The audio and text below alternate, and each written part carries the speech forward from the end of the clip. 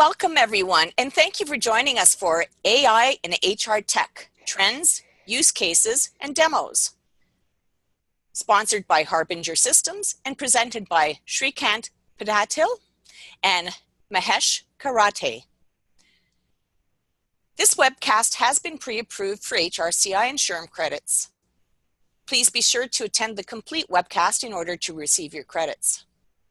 If you have any questions today during the webcast, please click on the Q&A tab in your webinar controls and type them in there. A new tab is going to be opening in a browser on your computer with the webcast exit survey. Please be careful not to shut that down, and please do be sure to complete that after the webcast has concluded. And it's my pleasure now to turn you over to today's presenters. Thanks, Sylvie. This is Shrikant from Harbinger. I hope everybody is able to hear me loud and clear. Welcome everyone to the presentation where we're going to talk about our experience in AI and building HR tech applications, the trends that we are seeing recently in AI, as well as some use cases and demos that we are specifically going to show you, where we'll share our experience and also look forward to hearing your views and your experience using AI in your HR tech applications. So let's get started.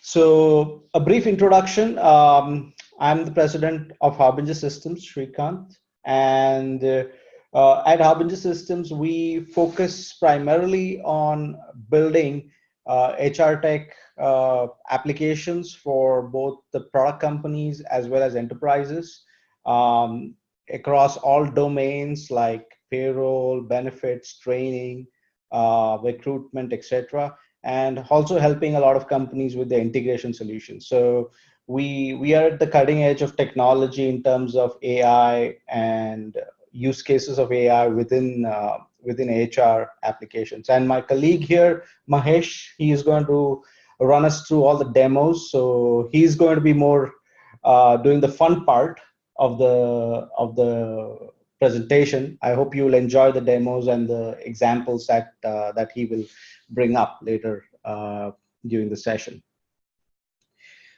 So moving further, the agenda is to first give you a quick overview about the trends in HR tech.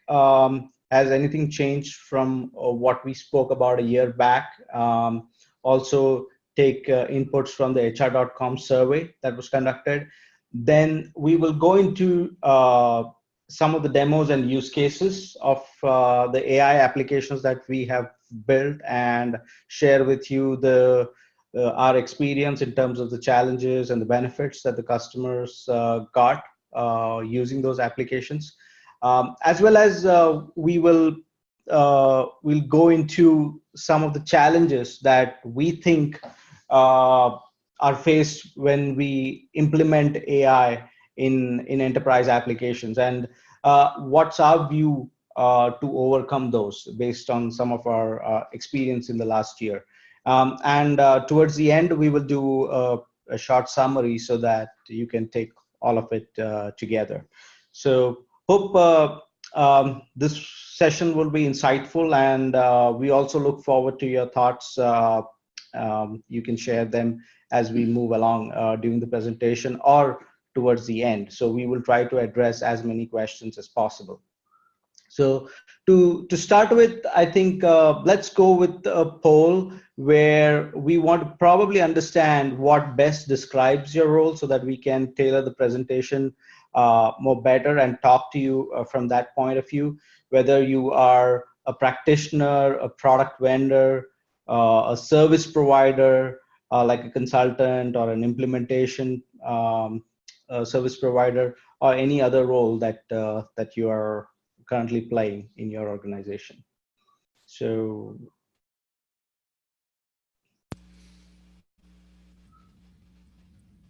the polls come up, so feel free to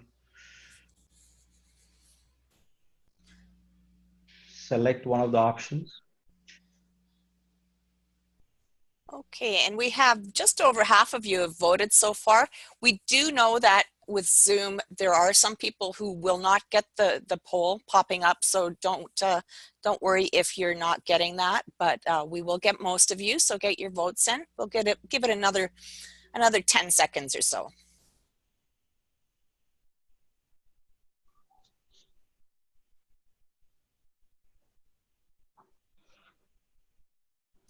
And I'm going to end the poll and share the results. Okay, great. So we have more, about 62% HR practitioners here. That's good. I think most of our presentation and examples are tuned to you, but I'm sure the product vendors as well as the service providers would also find this useful, because many of the examples that we would talk would relate to the work that they do as well.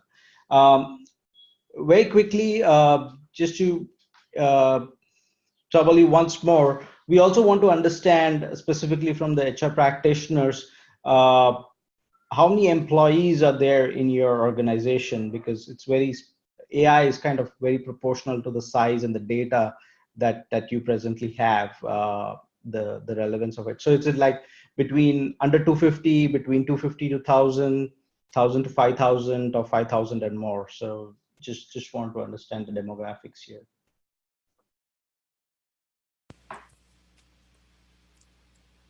Great. Again, the votes are all coming in, and we'll give it another 10 seconds or so. I think most of you know what size of an organization you work for.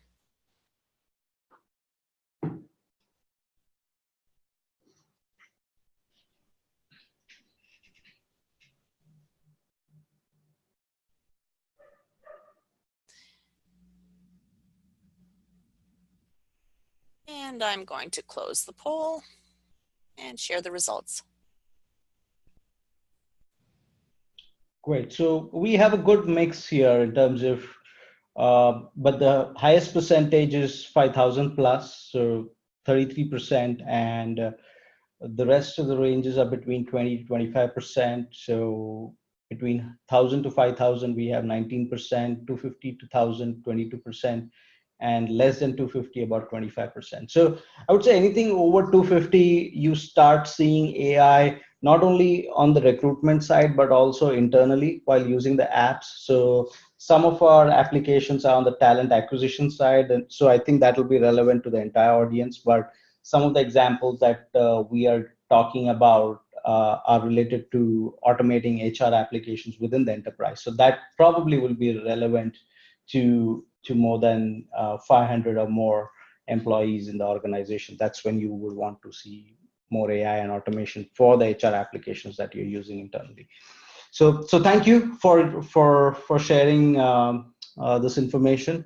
We'll try to make sure we kind of address your needs as we move through this presentation. So jumping onto the AI trends, what we have analyzed over the last 1 year, and also drawing off the HR.com survey that has recently come out, and I think they'll be publishing a more detailed report very soon. We see that there is a high AI adoption, and I think it'll continue over the next 5 years related to applications primarily in talent acquisition and recruitment. I think that's where there is a big push in AI. When it comes to internal apps within the organization, training and development happens to be an area where there's a lot of upcoming need of using AI and existing data to make things better. The same goes for performance management as well, in terms of the number of jobs that people are doing, in terms of the career goals people have. There needs to be constant amount of recommendation and suggestions that the manager needs to provide, and also the employees need to get. So definitely there these. And last but not least, with the whole gig economy coming in place, the time and attendance module is gathering a lot of attention, and there is all kinds of time and attendance problems out there, and there are various forms in which information is being collected, and AI is being used to make better recommendations and suggestions based on that, so that adequate use of personnel can be analyzed as well as put to best use. The lower AI adoption or the slow adopting modules we see are more like benefits, payroll, and some of the other applications. But it's not like these applications don't have AI adoption, but it's just that compared to the top four, these are slightly we'll see AI adoption in the longer run rather than much sooner. Some of the apps that we want to highlight specifically in the high adoption AI modules, almost all of these apps have some form of virtual assistant. So for example, in a talent acquisition situation, you're talking about engaging the customer with a virtual assistant, or giving a status update of where the person is vis-a-vis his or her application. We see things like recommendation engines heavily used in training and development and performance management apps, specifically in the context of this whole learning experience coming into play, where the training is shifting more from what you prescribe to what somebody subscribes. So based on his or her personal needs and likes, the training is curated from multiple sources, and therefore the recommendation engine almost plays a role, like understands the ways you learn, and then what you like to learn, and then recommend stuff. So it's becoming an integral part of all learning management systems or all learning experience platforms, the recommendation engine. And last but not the least, the whole pattern recognition is something that you will find more relevance in time and attendance, where there are different patterns to be spotted, and based on which HR or managers can make certain decisions about employees or deploying their personnel for specific work based on the trends that they see here. In addition to this, we also saw in all the reports that in all these modules, and of course, even in the lower adoption AI modules, there is heavy usage of analytics, and analytics is where people want to probably use AI for. And basically, the outputs of analytics are usually used for creating some sort of trend dashboard. So the amount of data that you're collecting, you're actually presenting it in some sort of a trend format over a period of time, like how's the recruitment happening for a particular position over a period of time, or how comparatively based on one position or another position you're doing in terms of recruiting talent in your organization, and so forth. So the trend information is very useful, and we see a lot of applications there where analytics is being used, and AI enabled dashboards are being presented. The other thing is about anomalies, and detecting those in large data. It's hard for humans to come up with where we could be making mistakes, or where there could be some abnormal things. This was heavily used in the medical industry for detecting diseases and so forth. Now it's coming in HR as well, in terms of looking at a sizable amount of data, and through that data detecting where there could be anomalies, and what you could do to curate those.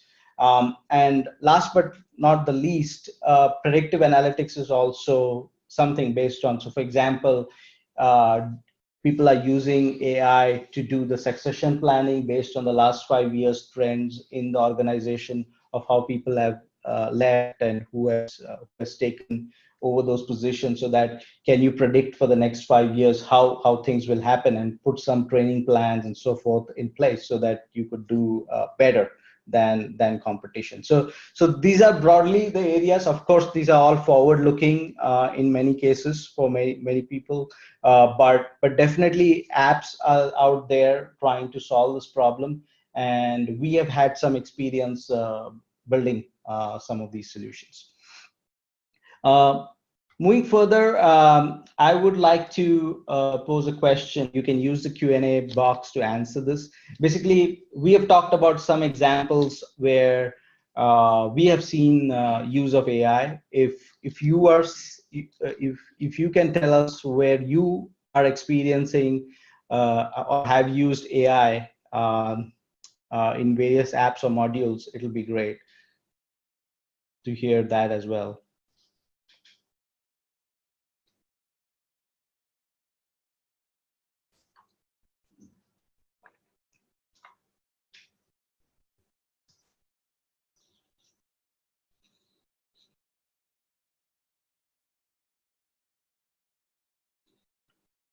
Okay, so chatbot seems to be the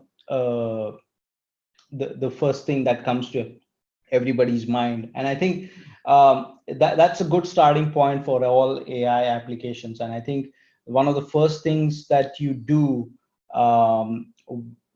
when you're trying to build your AI solution within your enterprise or within your applications, chatbots is one of the first thing that you do, and good examples like interview management and time off.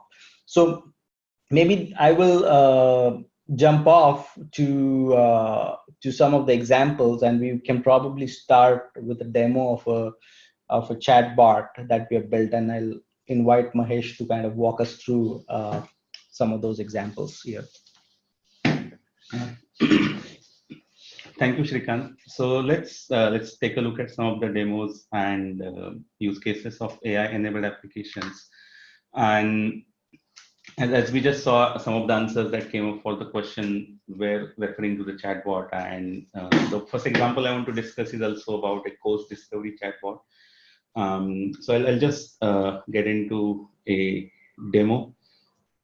So like whenever we kind of use our traditional learning platforms or for our training, first thing that we always do is try to look for the courses that we want to take up or the things that we want to learn, which usually we'll go and search on the LMS that the feature that's there, and then try to find out from the list that it presented which is the most relevant one.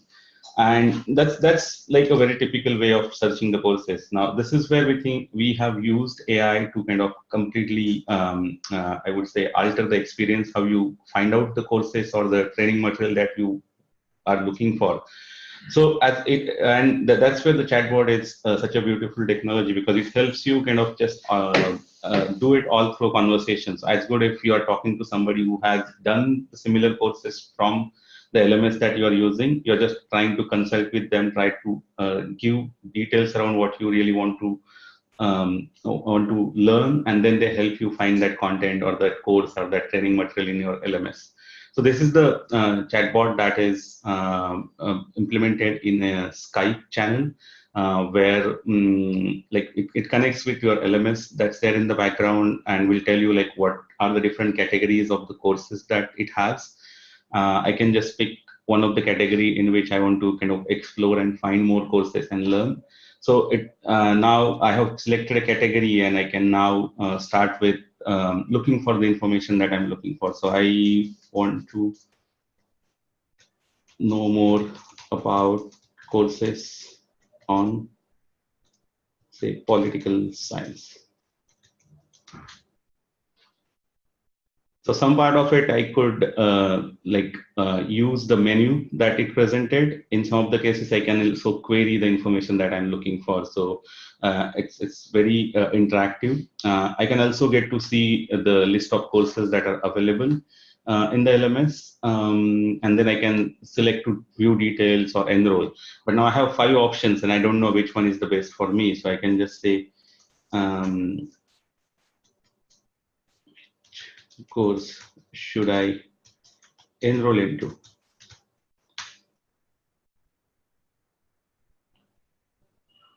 So now the bot is trying to help me with the selection. So it's asking me to give some answers as if I'm talking to someone. So like it's asking me whether I have completed any of the courses related to political science before. I would say no, because it's the first time I'm looking for it.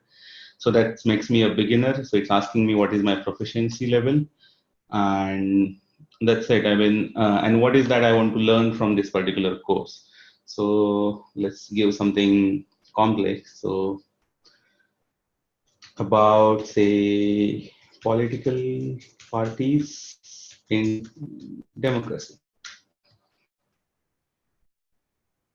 So now it has come back with a suggestion saying political competition is the best suited to you in this case, and you want to check the details. So why not? Let's do that. And it comes back with a details, and I can select to enroll and start that course in the LMS. So this is how it is redefining the whole search experience and the results that you would otherwise have with the traditional LMS platform.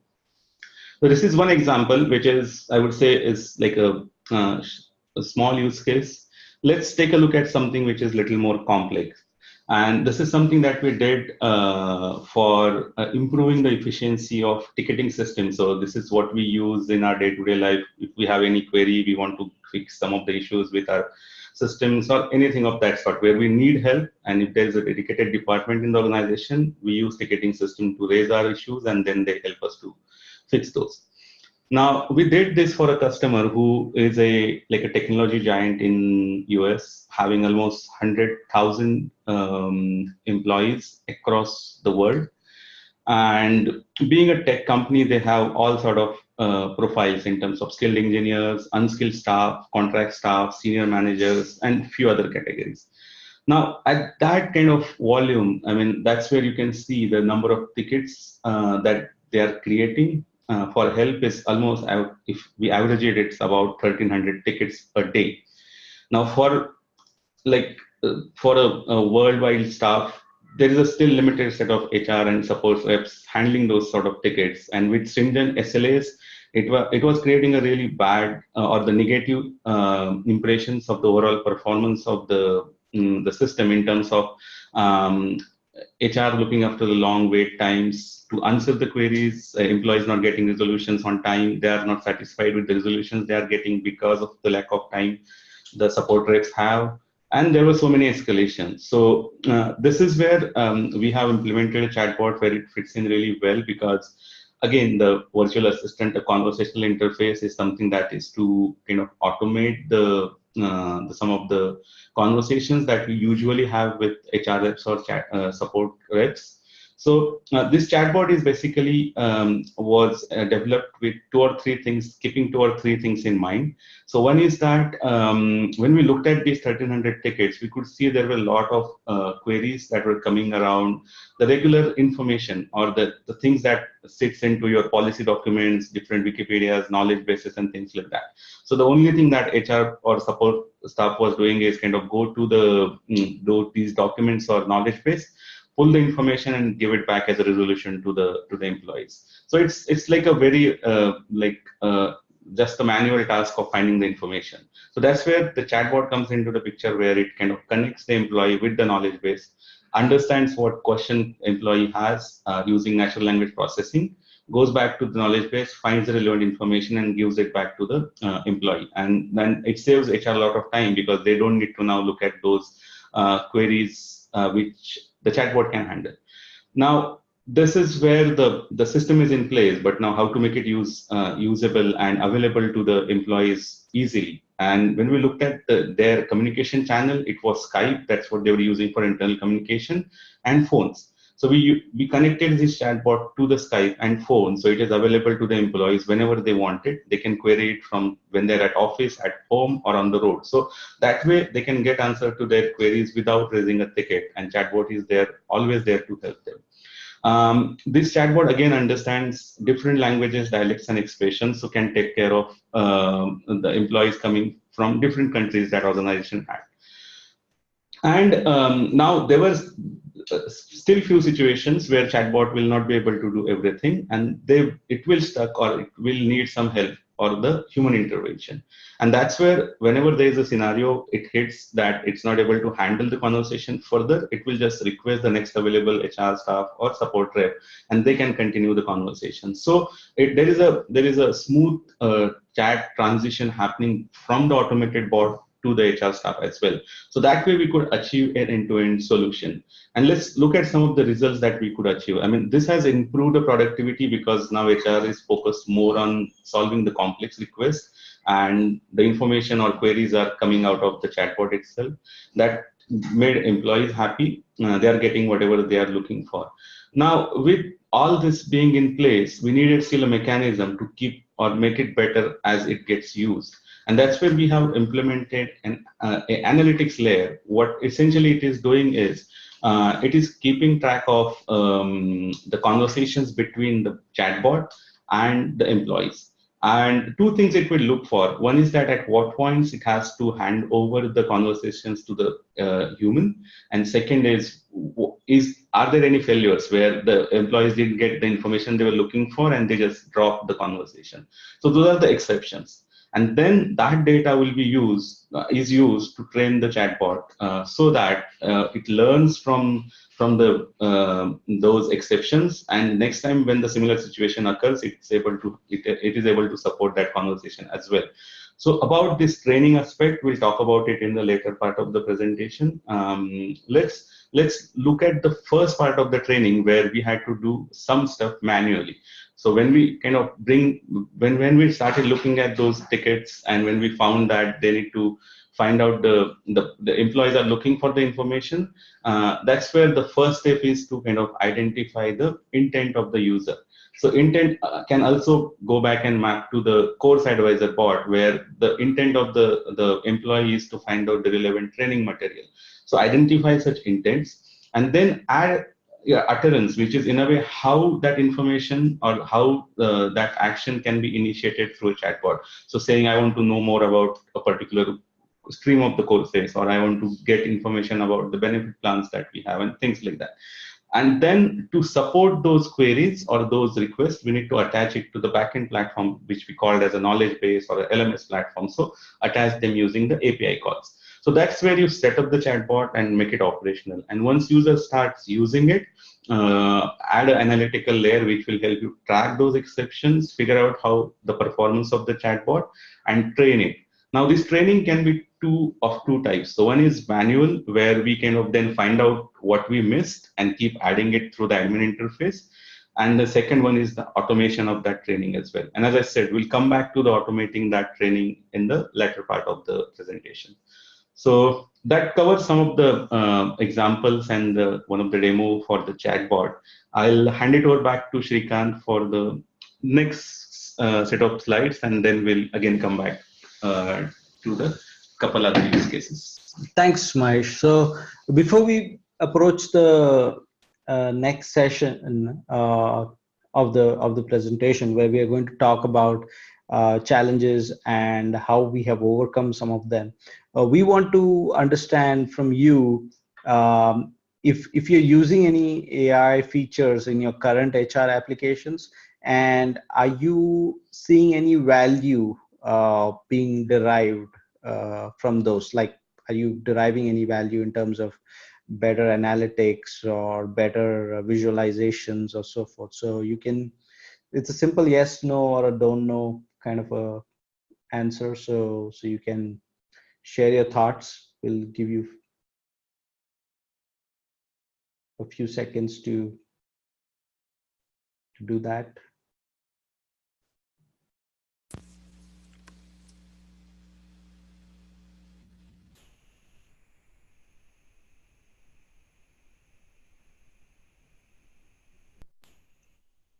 I think Sylvie has posted the poll. You should be able to see it now. Yeah, we're almost at half of you having answered. We'll give it another 10 seconds or so. It's an easy question, so please submit your answer.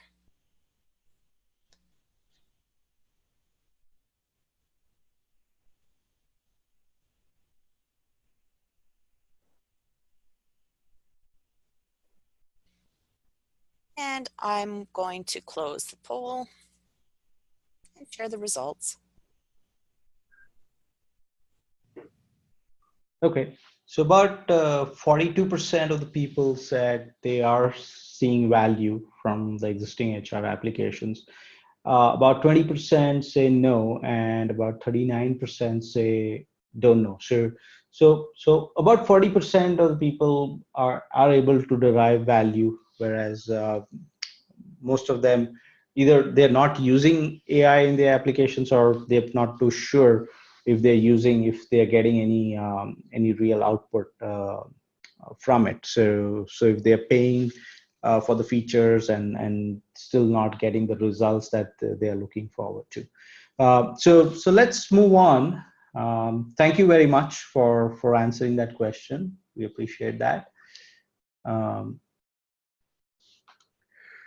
So we in this section we wanted to cover primarily in the later part of this presentation as the challenges that we think all enterprises face in terms of leveraging AI features, and irrespective of the applications that you buy or you build, what's key challenge that's there, and how to overcome those. We will give you some examples where we have helped folks overcome those challenges. So that's what we are going to focus on. So let's start with primarily the challenges part as we see it. When it comes to a good AI application, I think there are two aspects to it if you simplify it to a great extent. First is all these AI applications that are coming up are primarily driven through data, as well as the models that they use to kind of analyze the data. So having good data is kind of important, as well as on the programming side and implementation side, choosing the right models and fine-tuning the models so that you get the right results is of equal importance. However, when you look at it from an enterprise perspective, the one thing that you can contribute most for building or creating better AI applications is by making sure that the data is good, because that's within your control. However, getting good data is the biggest challenge, and what we have seen whenever we have implemented AI applications, specifically on the HR side, is that either the size of the data is too small, or the access to the data is limited. There is a lot of privacy concerns and other things associated with it, so we get only a subset of the data, and using that, it's very difficult at times to come up with good AI application. So and this we understand, it's not like a one organization problem. It exists across multiple organizations, and every organization has a data specific problem in its own way. And typically to solve this, what all AI applications need to do, or AI solutions need to do, is they need to transform the raw data to good AI data, which involves multiple steps. That first and foremost, we have to spend a lot of time gathering data across multiple sources. Could be internal applications as well as external applications or external data sources. So you have to collect all that data. Secondly, you have to cleanse all the data. That means where the data comes in, there's a lot of fields missing. It has to be filled in from other applications, Excel spreadsheets and other forms of information that HR collects. So you've got to bring and cleanse that data. Then third most important thing that we run into when we deal with a lot of HR applications is that and we put it to AI use, is to anonymize the data, because you don't want feedback and those kind of things of people that you're collecting, or information or details to be used in AI applications where you're not anonymizing that. So constitutes a good amount of time and effort and thought that needs to be put into into creating the AI data. And finally, I think organizing the data, and that's a continuous process, because this whole process kind of repeats as people use applications. So this is like a continuous feed of information that is coming in. You drop some applications, you add some applications, you add some users, you delete some users. So it's a continuous process. And as we deal with this huge volume of data, we have to continuously make sure that the data is good and of good quality and of good size, based on the AI problem that we are trying to solve, so that the right model can be applied and we can get the solution. So typically we see that the biggest challenge is not coming up with the right models or not coming up with the right AI ideas of automation or analytics or so forth. It's primarily revolves around collecting and managing the data, and that's where huge amount of time and effort needs to be spent, and it needs to be planned carefully before a huge investment is made. And other problem that we see is that, of course, applications that we buy or we use solve this data collection and organizing, cleansing, anonymization to a large extent. However, there is many internally in HR, HR uses many applications and many data points, which is primarily unique to every organization. So there is a solution that enterprises have to build themselves, so that they can feed that data into these AI systems to make sure that they perform more optimally and more consistently, because you cannot be feeding data 1 year later into the application and expecting AI. So your feeding in of data has to be almost a couple of months in that gap. Like, it cannot take 6 months or 12 months. Otherwise, you would be predicting something of some old data, whereas the new data would be saying something else. So it has to be all of this has to be done in a synchronous fashion. So after sharing these challenges with you, what I wanted to also cover along with my colleague Mahesh here is give you some idea of some of the automation and these data challenges that we have overcome in a couple of applications. So that will give you some ideas of how we have tried to solve this problem. Thanks, Shrikant. So as we looked at the chatbot example, we also talked a little about the training the chatbot, and that's where this example relates to. So when it comes to the chatbot, we saw that when we did it for ticketing system, we had a lot of Q&A type of situations where employees were requesting for the information, and the knowledge base has to be looked up to get that information. So this is where it relates to the quality of the data. And it's not just the quality, because you may have very good documentation, but making that data ready for AI to consume is also another important step. And this is where it's unique, because you need good quality data as well as you need to make it ready for the AI. And now when it comes to, let's say, a chatbot implementation for a huge knowledge base, it's not practically possible to manually just dig up the information what HR usually would do when they get a query and then feed it into the system. So that's where this automation really comes helpful. And to do this, I want to show you one of the framework that we have developed at Harbinger, which helps you curate your knowledge base into a sort of a question and answer format. So you can take that and fit it into the chatbot knowledge base, so it can use it to map user questions and answer them with the best possible ways. So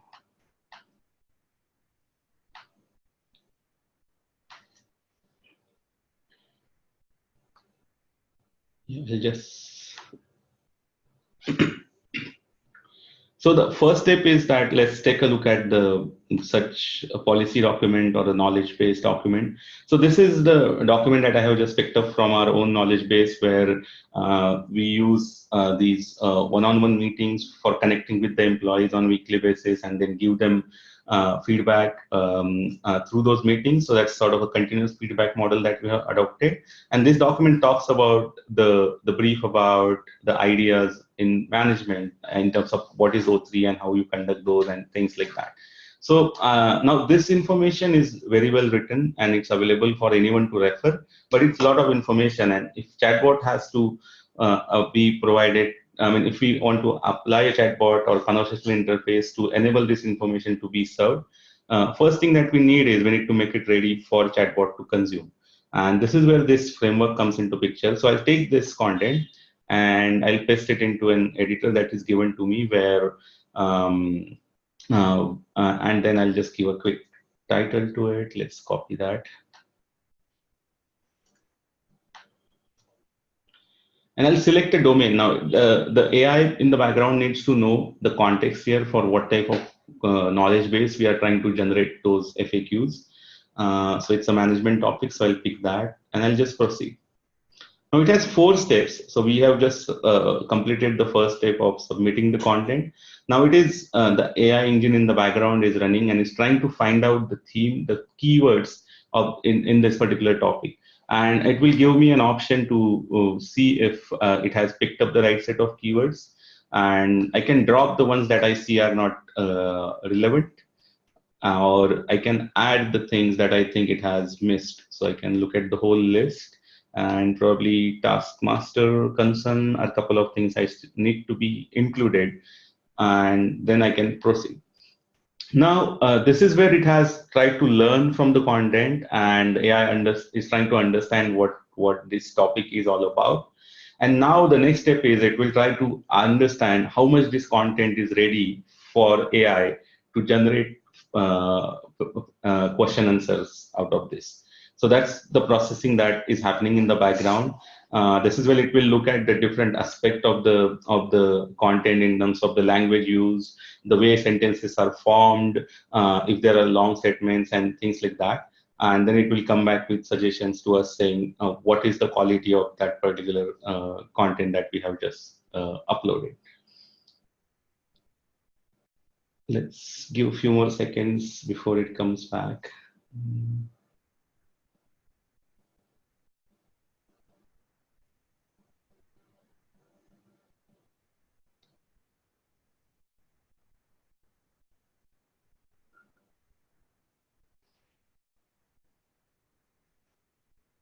Okay.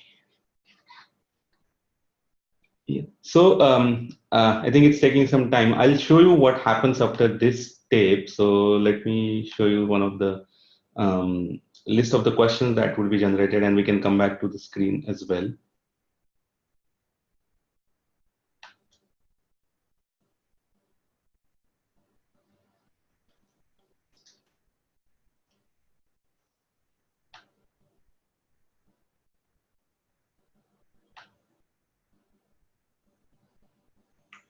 Okay, I'll skip through the demo because it looks like there is some internet issue here, but we'll take a look at it through a slide. So what's happening in the background here essentially is we have submitted the content, we've selected the set of keywords, and then it will ask us to review the content, where we can look at, it'll give you a score for the content, and then we can use it to either fine tune using a human interaction or a human input, and then submit it for generating the questions. Now, how it is applied for the chatbot is basically where we have this set of policy documents, the training content and things like that. We can submit it to the framework. It will ask us to select the domain in terms of whether it's for HR policies or is it for like particular educational purpose and so on. And then a quick review by expert, and then it will give you FAQs, which then we can feed it into a chatbot and use it for answering the common questions that employees ask. So that's one of the way to automate that knowledge base generation for the chatbot. let's take a look at so when Shrikant talked about challenges, he talked about two things, right? So one is the quality of the data, and second is collecting data from different sources and processing it. So I'll try to give you some insight into some of the work we have done for one of our customer on the second aspect of getting data from different data sources and then using it in the AI. Before I get into the details, let's talk about a brief background about this customer. So they have a very unique situation in their talent acquisition process, where they hire a blue collar workers across the country, and the model in which they need to do it is that they need these employees for short time spans. So it could vary from a week to month at max.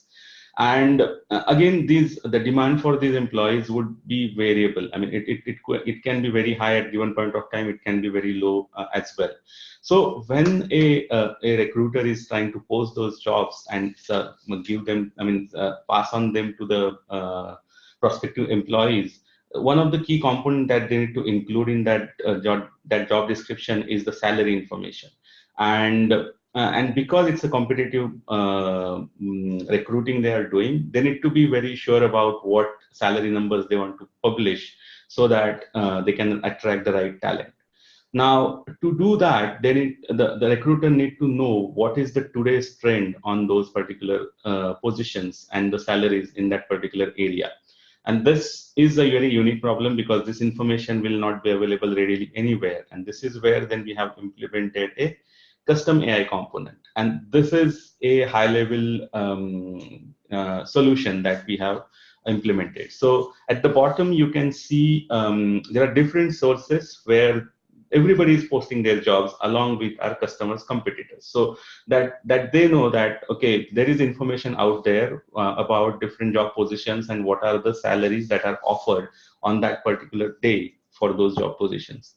Now, one thing is that we need to get that data into the platform. So that's where the connector is a key piece, because every system is different. They have their own ways of handling job posting. So we have put together a connector which can bring in that information from these different platforms.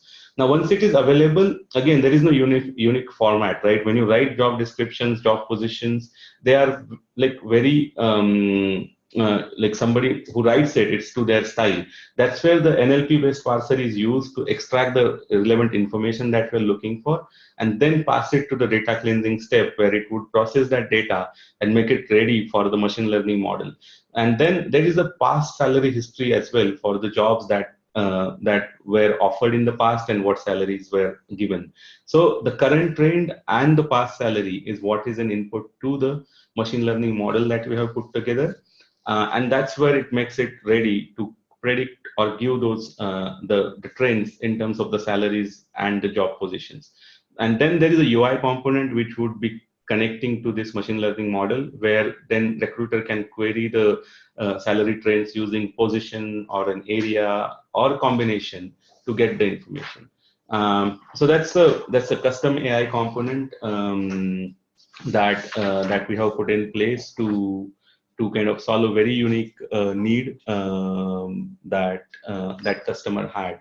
And it also kind of touches upon the aspect that Shrikant talked about in the challenges, where getting the data from different sources. So how to get that? And again, this may differ for because the source of information data is different for you, and then the connectors that needs to be put in place are different, and then how do you process that data? So it's a very custom solution, and I am sure you would see such cases in your day-to-day scenarios as well, where AI can be used, and it's very unique to the way you want it to be implemented.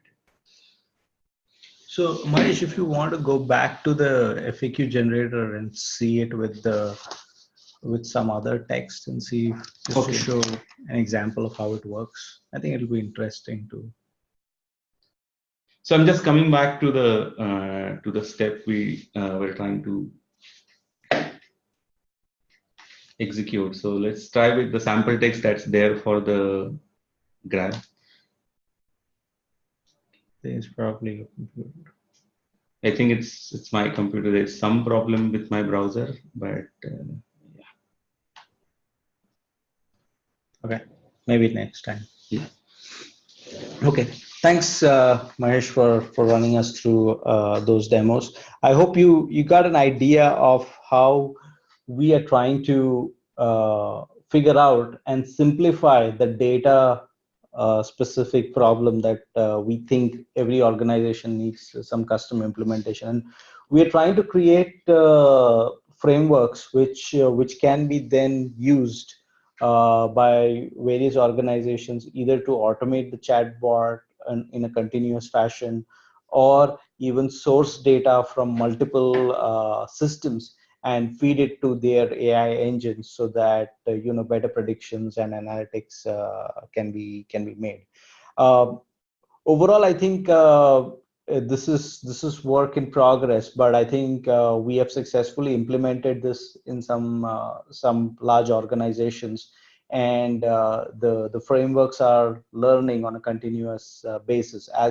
As you could also try some of the frameworks like Quillians that's out there. You could, if you just have an email address, you could log into Quillians and you can take a look at that and submit the data and see how it works. So that's what we wanted to share on the challenges front. Before we kind of conclude, we wanted to make sure we kind of summarize our discussion for you before we open it to Q&A.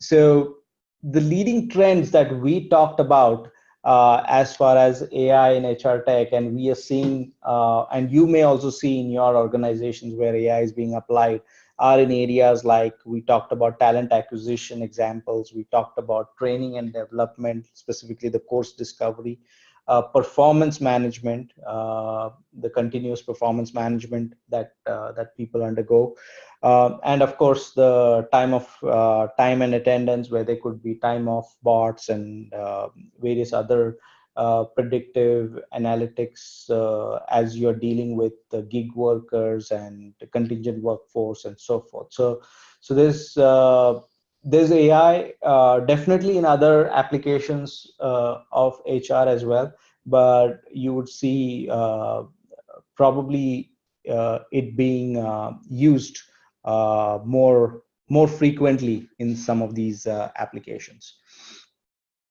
And as far as challenges is concerned, I think that's very another aspect that I think as enterprises, as practitioners, or as service providers, you need to understand is that even though if you have, even like we have the Quillians application, which can generate FAQs and so forth, every time a new domain comes in or a new model, new data set comes in, it has to be trained, and that data, it has to be trained, and the data needs to be created, managed, and uploaded in such a format that it helps the AI, that the right models can be applied on it. So the data part is kind of very important, and also we have to be smart about sourcing the data from multiple sources and correlating it in the best possible way, so that we can make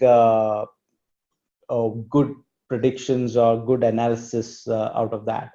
And the most important part is to understand that each organization cannot just rely on off-the-shelf AI solutions. They need to feed data into the off-the-shelf solutions. They need to come up with their own ways of how they want to organize, cleanse, anonymize the data using tools and various automation solutions, so that they can get better output from the AI apps that they're planning to use. And the key to success, what we like I mentioned when I talked about challenges, is to create your own internal solutions, or where you are sourcing data or you're processing data and making sure that data is ready in such a format, and it's also there in a continuous manner, and it's done in a continuous manner without a huge amount of delay, so that the AI applications or the AI modules and various applications that you're using can leverage them seamlessly, and then help you take those decisions, because that you cannot do AI on data that is 5 years old. You have to make sure that it's almost in sync with the latest things that is happening in the organization as well as outside, because both those data points are important for it to make sure that it can advise you in the best possible way. So that completes the views that we wanted to share, but I think we still have about 4 to 5 minutes where we can take some questions, and we can answer some of the queries that you have. You can use the question box to type in your questions, and we'll be happy to answer them.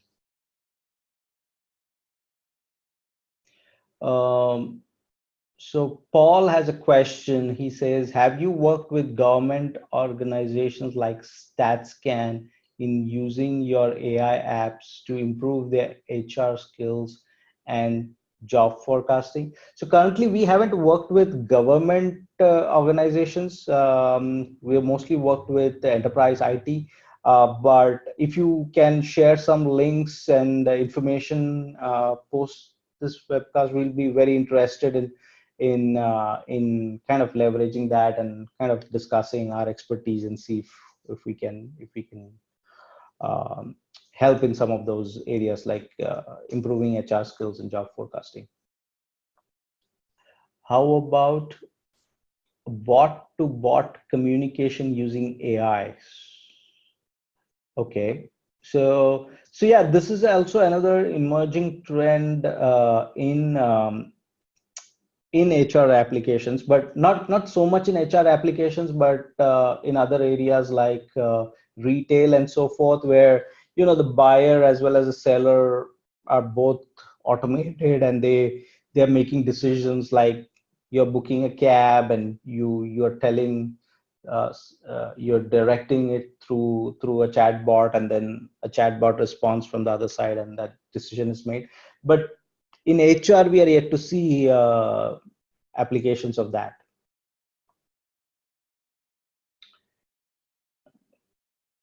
Okay, there's one question about bias when it comes to AI. Yeah, that's where we talked about, in some cases, it may just not be a good idea to use AI, and that's specifically related to the data.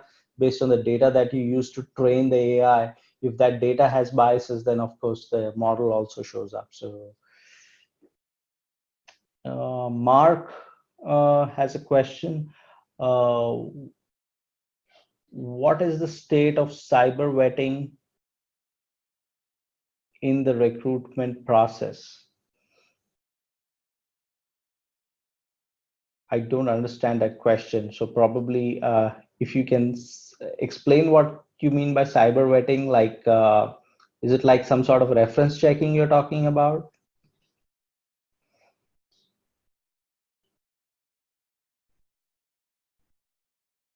Okay, we'll come to that later.